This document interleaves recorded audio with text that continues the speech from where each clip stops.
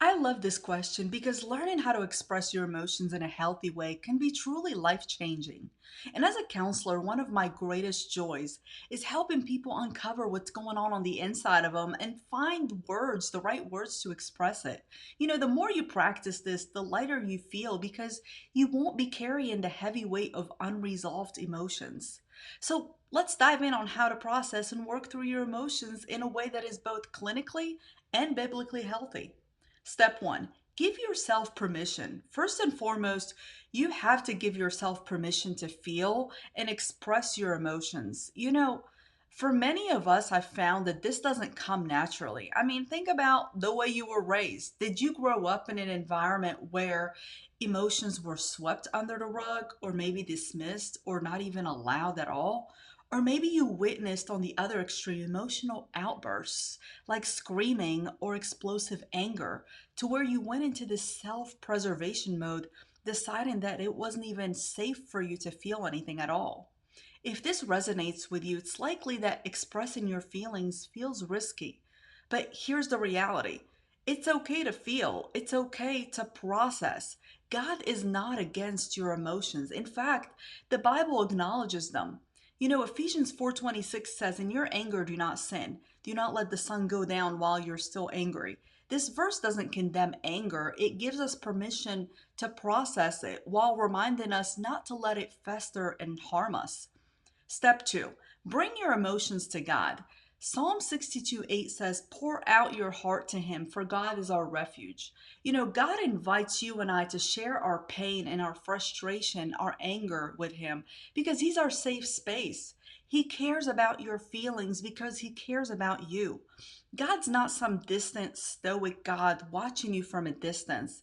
He's in the trenches with you, wanting to walk with you through all of life's confusing feelings so that you don't end up being led by your unprocessed feelings. So, when you bring your emotions to God, you're not burdening Him, you're giving Him the opportunity to help you process and heal. Step three, practice expressing your emotions. So once you've sort of invited God into the process, find someone you trust, like a close friend or a mentor, maybe a counselor. Now, make sure that person is emotionally safe with you. For example, please don't go to the person who has invalidated you your whole entire life to practice processing your emotions with them. That's a recipe for disaster. Go to someone who is encouraging to you and also someone who's going to hold you accountable if they see that you're being led by your emotions, and just practice sharing how you feel with them. Listen, it may feel daunting at first, but start small. One of the tools I recommend is called the Anger Iceberg Worksheet. You can find that on my website. The idea behind the anger iceberg is that anger is often a secondary emotion.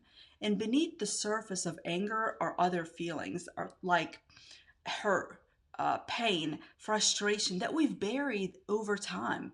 So here's how it works. First, once you download the sheet, look at the list of emotions on the worksheet. Pick two that resonate with you right now. Then, using those two emotions you picked out, use them to practice. Say something like, "I feel blank because blank." For example, "I feel frustrated right now because I keep hitting every red light in traffic." Starting with small, less intense emotions really help you build confidence in expressing yourself. Once you've practiced, you'll be better equipped to address deeper hurts and process those emotions too. Now, I encourage you to download that worksheet, stick it on your fridge, and make it a regular habit. Listen, over time, you're going to see how much lighter you're feeling because of how much you're processing through your emotions.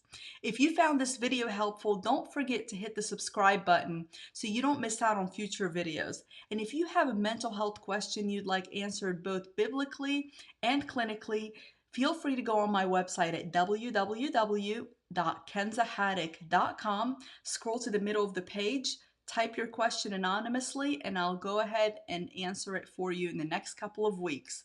And I'll see you next time.